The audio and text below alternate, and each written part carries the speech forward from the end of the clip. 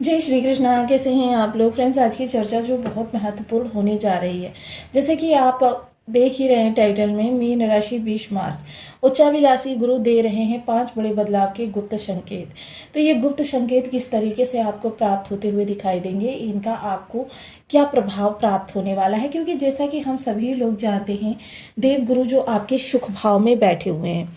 और मोस्टली देखिए, जो भी चीज़ें हम कार्य कारोबार या कुछ भी ऐसा करते हैं जो हमारे कार्य को विस्तार या हमारे जीवन को प्रफुल्लित बनाने में हमारी मदद करता है, जीवन को सुविधा संपन्न बनाने में हमारी मदद करता है, जीवन को आगे ले जाने में या प्रतिष्ठा पूर्ण बनाने में हमारी मदद करता है, तो वो हमारे इसी भाव से निकल कर आता है।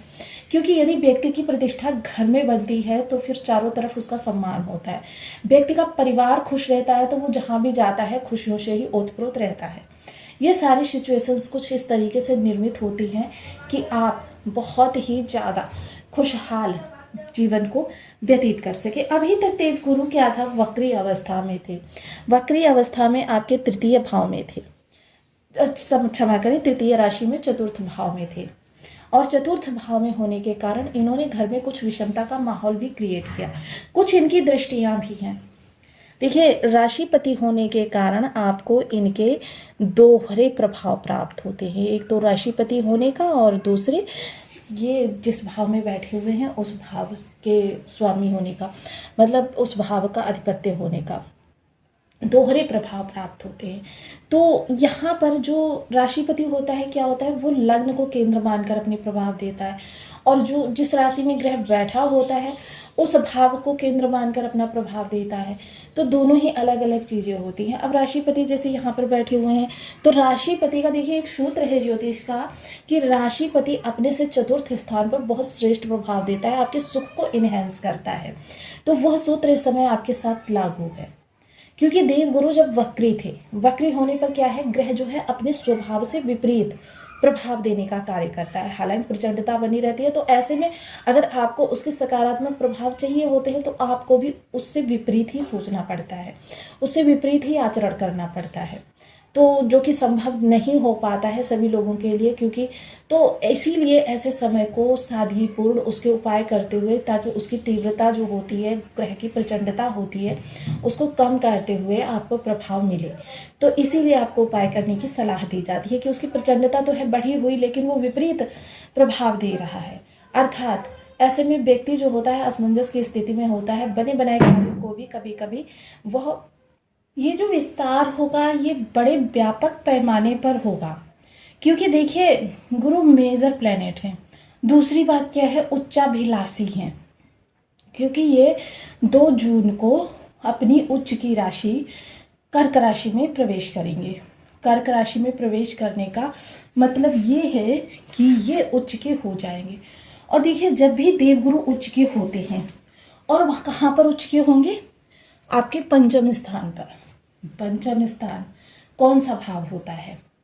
पंचम भाव वो भाव होता है जब आपको पूर्व जन्म के संचित शुभ कर्माज, प्रारब्ध जिसे बोला जाता है, उसके आपको प्रभाव मिलने प्रारंभ होंगे। यानी कि आपके इस समय की अच्छाई और पिछले जन्म की जो आपकी बची हुई पूंजी, यानी कि आप वर्तमान समय में जो कमा रहे हैं वो हो गया, और आपने पिछले समय में जो निवेश किया हुआ है वह निवेश, दोनों एक दूसरे से मिलकर इस समय पर आपको प्रचंडता से अपने प्रभाव देते हुए देखे जाएंगे। तो अब ये जो आपके सामने गुरु की स्थिति निकल कर आने जा रही है, क्योंकि सुखकारी इस समय पर गुरुदेव होने जा रहे हैं, जिसे सुखकारी कहते हैं, और ये राशिपति हैं, अर्थात दोहरा प्रभाव इनका प्राप्त होगा आपको। तो बने रहिए हमारे साथ इस वीडियो में, एंड तक जानेंगे गुप्त संकेत के बारे में। यदि आपके लग्न में 12 नंबर बना हुआ है तो ये राशिफल आपके लिए है। यदि कुंडली में कहीं भी चंद्रमा के साथ 12 नंबर बना हुआ है तो ये राशिफल आपके लिए है। कुंडली ना होने की स्थिति में आप इसे नाम राशि से भी देख सकते हैं। यदि अभी तक आपने अपने इस चैनल को सब्सक्राइब नहीं किया है तो प्लीज़ सब्सक्राइब कर लीजिए, वीडियो को लाइक कर दीजिए, चैनल को शेयर कर दीजिए। इससे होगा क्या कि हमारे आने वाले हर वीडियो की नोटिफिकेशन मिल सकेगी आपको सबसे पहले। एक प्यारा सा कमेंट करना बिल्कुल ना भूलें। कमेंट से हमें बहुत मोटिवेशन मिलता है, हौसला मिलता है, और ये पता चलता है कि आप और क्या जानना चाहते हैं। सर्वप्रथम इस समय पर जो चीज़ें निकल कर आ रही हैं वो बड़े स्तर से आपके सामने प्रस्तुत होती हुई दिखाई देंगी। सबसे पहले गुरु सुख भवन घर में बैठे हुए हैं, तो सुख भवन किस तरीके से गुरु होंगे? सबसे पहले यहाँ पर सकारात्मकता का प्रवेश होता है। सकारात्मकता का प्रवेश होने से सबसे पहले यहाँ की कलह समाप्त होती है। कलह आप देख रहे होंगे, धीरे धीरे परिवार के लोग सहयोगात्मक रवैये को अपनाने लगे हैं। परिवार के लोग, क्योंकि गुरु का प्रभाव जब जागृत होता है, गोधन गजधन बाजधन और रतन धन खान, जब आवे संतोष धन सब धन धूल समान। अर्थात इस समय आप देखेंगे कि अगर किसी की अभी तक वो आपके लिए 10,000 की चीज़ के लिए झगड़ा कर रहा था कि आप पिताजी मुझे 10,000 का ये खिलौना चाहिए, या भाई कह रहा था भैया मुझे 10,000 की ये चीज़ चाहिए, लेकिन अब वही कहता है कि नहीं भी मिलेगी तो कोई दिक्कत नहीं, तो ये गुरु का संकेत ही है कि आपको समय दे रहा है अगला व्यक्ति कि आप अपने आप को प्रूव करिए और प्रूव, ताकि आपका समाज में सम्मान बढ़े। जब समाज में सम्मान बढ़ेगा तो ऑटोमेटिकली उसके पास ये चीज़ें, संतोषी व्यक्तित्व इस समय पर आपके परिवार में लोगों का होने वाला है। साथ ही साथ परिवार में जो आप परिवार की फ्यूचर प्लानिंग्स को लेकर निवेश वगैरह या इन्वेस्टमेंट या फिर भूमि भवन वाहन जैसी चीज़ों को करना चाहते थे, उसमें किसी न किसी कारणवश व्यवधान आ रहा था, कभी फाइनेंशियल प्रॉब्लम्स आ रहे थे, या आप देख रहे होंगे सामने से कुछ लोग आपको अप्रोच करते हुए दिखाई देंगे कि भाई देखिए अगर आपके पास पर्याप्त धन नहीं भी है तो भी आप इसको ले लीजिए, धीरे धीरे हमारा बैलेंस जो है आप कर सकते हैं। ये मतलब सिचुएशंस आप लोगों के सामने इस समय पर वर्तमान में उपस्थित हो रही हैं। घर में कोई आपको विस्तार करना है, क्योंकि गुरु विस्तार के कारक होते हैं, सकारात्मकता के कारक होते हैं। गुरु धन आपके पास लाते हैं आपकी योग्यता के आधार पर, क्योंकि न्यायप्रिय ग्रह है।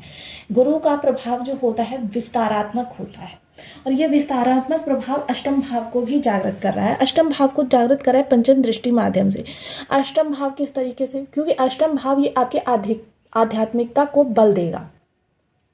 अगर आपके अंदर इस समय पर अचानक से पूजा पाठ की प्रवृत्ति जागृत हो गई है, अचानक से आपको कहते हैं ना कि मन उन कार्यों में लगने लगा है जो धर्म के अनुरूप कार्य माने जाते, मतलब जरूरी नहीं है कि व्यक्ति देखिए हर समय घंटी दीपदान या ये चीज़ें करता रहे। मोस्टली दिल से अगर आपके ईश्वर के प्रति एक बार भी जयकारा निकल जाता है, एक बार भी ईश्वर के प्रति आभार निकल जाता है, समझ लीजिए वही आपकी पूजा है। कर्म करते हुए आप इस समय पर सबसे पहले अचानक धन के अवसर, देखिए मोस्टली खजाना वगैरह जो होते हैं वो बहुत रेयर लोगों को मिलते हैं, वो भी बुध के प्रभाव से मिलते हैं, राहु के प्रभाव से मिलते हैं, बुध राहु का एक साथ इस स्थान पर होना। लेकिन अगर आपको धन अचानक कहीं से, जो आपका अटका हुआ धन है या आपने किसी को दिया हुआ था वो दे नहीं रहा था, अब अचानक से वो आपका धन रिटर्न करना है, या फिर ये सारी चीज़ें, ये आपको इस समय पर बहुत अच्छे प्रभाव देती हुई दिखाई देंगी। आपकी सुप्त प्रवृत्ति जो है, सुप्त प्रवृत्ति यानी कि आपकी वो आभा, जो आपको आभास शक्ति के माध्यम से पहले से ही एक अंदर से फीलिंग आने लगती है कि ये कार्य मेरा बन जाएगा या ये कार्य मेरा नहीं बनेगा, यह चीज़ अगर आपके अंदर जागृत हो रही है तो समझ लीजिए गुरु के इस समय पर आपके लिए बहुत अच्छे वाले प्रभाव जागृत हो रहे हैं। वहीं देखिए इस समय वो लोग जो किसी तरीके से सिद्धि प्राप्ति में या किसी प्रकार से पूजा पाठ के किन्हीं कृत्यों में या इन चीज़ों में विशेष आस्था रखते हैं, उन लोगों के लिए यह जो है समय स्वर्णिम काल से कम नहीं कहा जाएगा, क्योंकि इस समय उनकी सिद्धि प्राप्ति हो जाएगी। और इस समय में क्योंकि ये गुरु जो हैं 277 दिन मार्गी रहेंगे और उससे भी पहले 2 जून तक ये इसी भाव में रहेंगे। अब इनकी अगर सप्तम दृष्टि की मैं चर्चा करूं तो ये प्रतिष्ठा का भाव है, क्योंकि प्रतिष्ठा आपकी कैसे बढ़ती है? प्रतिष्ठा जब आपके पास धन अर्जन होता है, धन अर्जन कहाँ से होता है? आजीविका से होता है। जब व्यक्ति निर्विघ्न अपने कार्यों को करते हुए अपने परिवार का भरण पोषण खुशी पूर्वक करता रहता है, जितनी ज़्यादा प्रसन्नता उसके परिवार में रहती है उतनी ही ज़्यादा प्रतिष्ठा उसके समाज में बढ़ती है कि भाई अमुक व्यक्ति देखिए अपने परिवार को कितना अच्छे से हैंडल कर रहा है, उसके बच्चे कितना अच्छे स्कूल में जाते हैं, उसकी मतलब जो लग्जरियस लाइफ है वो बहुत अच्छी है, तो समझ लीजिए कि उसकी प्रतिष्ठा समाज में भी बढ़ने लगती है। लेकिन गुरु हर कार्य को नीति नियम पूर्ण करते हैं। यहाँ पर देखिए विपरीत राजियों का निर्माण किया हुआ है, थोड़ी सी विषम स्थितियाँ आपके सामने आएंगी, ऐसा नहीं है कि नहीं आएंगी। ये बात पूर्णतया गलत है कि आपके सामने वो सब परिस्थितियाँ नहीं आएंगी। कुछ परिस्थितियाँ ऐसी भी आएंगी जब आपको एकदम से अंदर से आप कांप जाएंगे। यह गुरु के जितने बली होंगे उतने ही प्रभाव आपको प्राप्त होते हुए दिखाई देंगे, लेकिन अंधोगत्वा विजय आपकी होगी, आपके सम्मान में वृद्धि होगी, आपके कार्य की आपको पारितोषिक पूर्ण रूपेण मिलता हुआ दिखाई देगा और साथ ही साथ आप एक नई प्रतिभा के साथ, नई प्रतिष्ठा के साथ, नए पावर के साथ आरूढ़ होते हुए दिखाई देंगे। साथ ही साथ नवम दृष्टि की अगर मैं चर्चा करूं तो नवम दृष्टि देखिए जब आपके विदेश भाव पर जा रही है, ये आपके खर्चों का भी भाव है। गुरु की दृष्टि जब यहाँ पर सकारात्मक जाती है, मार्गी जाती है, तो क्या होता है कि गुरु के मार्गी दृष्टि के प्रभाव से व्यक्ति जो होता है अनावश्यक और आवश्यक इन दोनों का अंतर समझ जाता है और वह खर्च करने से पहले चीज़ों पर विचार करता है। पहली बात तो विचार करने की उसको आवश्यकता ही नहीं पड़ती, उसको इच्छा ऐसी किसी वस्तु पर जाती ही नहीं है जो चीज़ उसके घर में अनावश्यक हो। वो नहीं तो उसका भाई वो या बेटा कोई उस चीज़ को यूज़ कर सकते हो तो ऐसी ही चीज़ वो लेने में बिलीव करता है। इस समय पर आपका सबसे ज़्यादा ध्यान किस जगह पर रहेगा?